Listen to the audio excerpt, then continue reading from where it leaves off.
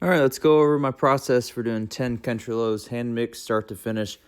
I typically will go buy my bulk flours from my nearest restaurant depot.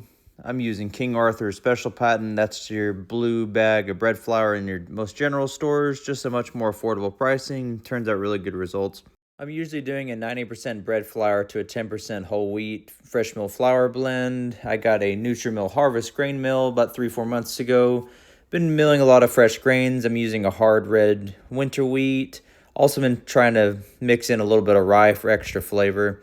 Really liking that combination of hard red and rye. I'll drop my starter in water and mix it all together. For my starter, for 10 loaves, I need 1,000 grams of starter, and I'll feed it a 1-10-10 ratio. So the feed will look like 50 grams mature starter, 500 grams water, 500 grams of flour.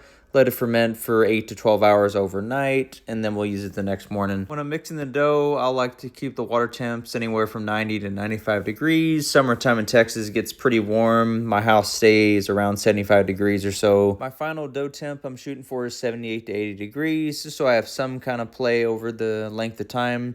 If I've gone over 80, it tends to speed up a little too much for my liking, and it's hard to get it back under control. 78 to 80 degrees, I'm looking at a 3.5 to 4 hour bulk ferment, but watching other signs to make sure the dough is actually fully fermented and ready to be shaped. I'll hand mix everything together for about 10 minutes, scraping down the sides once I've got done using the spatula. Then just start getting in there with my hands and mixing the rest of the way. You'll start to notice it become more of a dry, clumpy, shaggy mess to more of a cohesive dough. About 5-6 minutes in, I keep going until I'm able to actually physically lift up the dough and it's clearing the sides pretty well. Once I've hydrated all the loose flour bits, everything's starting to come together real well, I'll just cover it up and let it rest for 30 to 45 minutes. Even after that initial mix, we have like a little bit of strength going, and this is no mixer, no autolies or anything. We're going to let it cover for 30 minutes. We'll come back to it. You'll notice the dough is still looking really shaggy, but we'll fix this with this first round of folds. Water is your best friend, keeping that dough from sticking. It's what you would call an improved mix. It's tearing at the sides, getting a little bit of a window pane. We're going to do some stretch and folds and then switch to coil folds. This first mix, I'm going to go about 2 ways all the way through. I'll do stretch and folds initially because coil folds just tend to not really work as well when the dough is this shaggy, but partway through the fold process, I'll switch to coil folds. Just clear the dough from the bin as you go, pick it up, pull it towards yourself. We're just going to do the north, south, east, west that you're probably used to. This is going to build the dough strength up and build that gluten network up. The farther you go, you'll start noticing the dough starting to resist you. You'll see a point when I get to here where I just kind of stop going. The dough's just not going to relax anymore for me. Once I get the dough to like roughly this shaggy mass, it's starting to hold its shape pretty well, but we can definitely strengthen it some more. I'll switch to coil folds at this point since the dough's starting to hang together. I'll just keep going until it gets a nice smooth top and really starts holding its shape well. Same thing north, south, east, west. Just pick the dough up under itself, lift up, and let it fall under itself. I usually do 2 sets of folds on each side before I change direction, but you let your dough do the talking. If you can only do one, you can only do one. Getting on this last little turn here, dough is starting to get a nice smooth top on it. It's really resisting any forces to it. You can go even further than what I'm going here, then you start to notice the top of the dough start to tearing a little bit. 30 minutes later, we're going to do another round of folds. Typically, we'll do at least 3 sets of fold, maybe 4. This round, you'll definitely see very elastic, smooth dough. And that's just after 2 rests and 1 set of folds on this dough with hand mixing. Same thing, just wet your hands, pick up, let it fall under itself. Try and get as good of a stretch you can without tearing the dough. I'm only getting 2 folds each time, and then you notice the dough is really holding its shape and not spreading anymore. The farther along you get in a bulk fermentation, be a little more gentle. You don't want to degas the dough too much. Very, very well developed dough, not sticky anymore. After another 30-45 minute rest, you can see a lot of good fermentation sites appearing on top of the dough, starting to get domed. Very good window pane. Light passing through, spreading it out very thin, it's not tearing. This will be our last round of folds, but if your dough's feeling very slack, just give it another round of folds. There's no hard and fast rule for this. Just let your dough do the talking. And you notice the dough's starting to get a lot of volume into it. So being very gentle to try to not degas the dough so much. Just going to speed through this. It's the same thing as the other 2 or 3 rounds you've already done. Not much else to talk here. Just keep going till you get a nice form. Then we're going to cover this up and let this relax until the bulk fermentation's done. I'll take my dough temp right around now. We're at 77 to 78 degrees, so it's probably going to be more along the lines of that 4-hour total bulk ferment. Bulk fermentation starts as soon as that starter touches the flour in the recipe, so as soon as I start mixing, I start a timer. Remember, all these are just rough guidelines, so you got to learn to read your dough. Dough is pulling away from the side of the tub. Very good volume rise. Just feels and looks really well. As soon as I start cutting this dough up for pre-shaping, you'll notice it'll have a sort of a shelf to it. That's a really good sign of good dough development. We're going to start dividing and pre-shaping into 850-gram dough balls. Pre-shaping helps you build more strength and tension into the dough right before your final shaping. This is also a good time to see how well your dough is developed. If you go to pre-shape and it is still feeling very, very slack, you can also run like a final set of folds at the end, but you don't have much time to fix it at this point. But that's your last chance to make any final adjustments you can to the dough.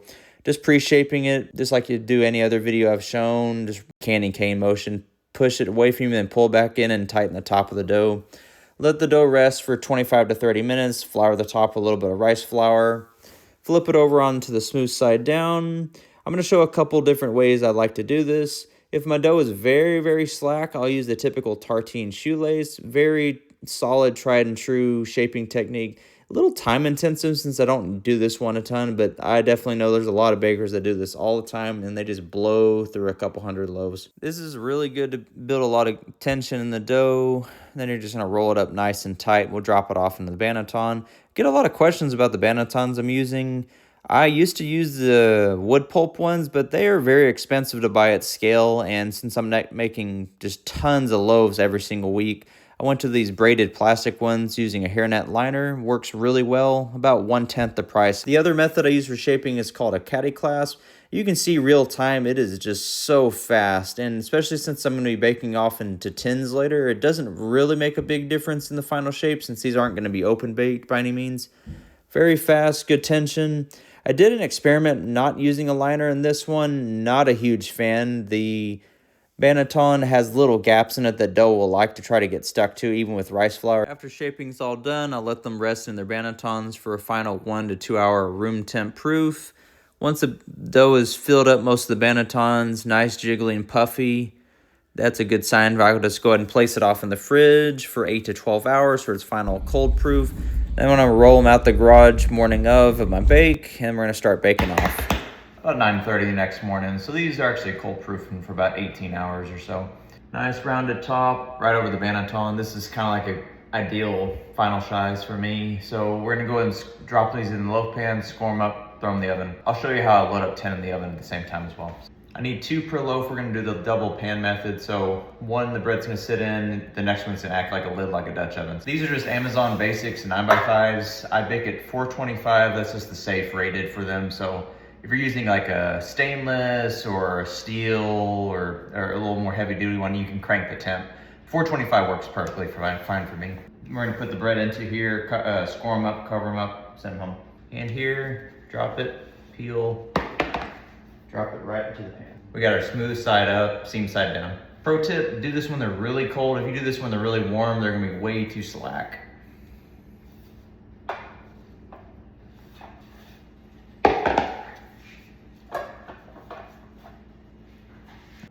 Once I got all the loaves in the loaf pans, we're gonna go ahead and do all our decorative scoring. You can completely skip this step. For my plain country loaves, I do like to do a little bit of decorative scoring. Just shows you how much work goes into each loaf. Then I'll do a functional score. I usually like to go a little diagonal to it to get a nice little ear on it. Then I'll top everything off with the loaf pans. We're going to be baking at 425 degrees for 25 minutes lid on. Then we're going to take all the lids off, keep them on their same deck, bake for another 8 to 10 minutes, and then we're going to swap everything top to bottom, left to right. Every oven's a little bit different, but the whole left side of my oven's a giant hot spot, so that's the one thing I really got to be careful of. 8 loaves would probably be a little bit better and it's easier to manage, but when it's saving me hours upon hours of bake time and the results are really similar, it's kind of hard to beat. Once we take those lids off, most of the oven spring's all done, then I'll just get everything back on the same rack. We'll finish the rest of the baking. Keep everything on the same rack for the next 8 to 10 minutes, then I'll swap everything. just to keep even cooking. So once everything starts getting nice and golden brown, I'll keep checking the bottoms. Once that bottom rack's looking good, I'll place a metal sheet on the bottom and keep baking until everything's got nice golden brown color. Usually about 50 to 55 minutes for a full load in the oven. Everything's looking good. This way of baking has saved me so much time when I'm cooking at scale, and the results speak for themselves. If you like this kind of video, subscribe, and we'll see you next time. Have a good one.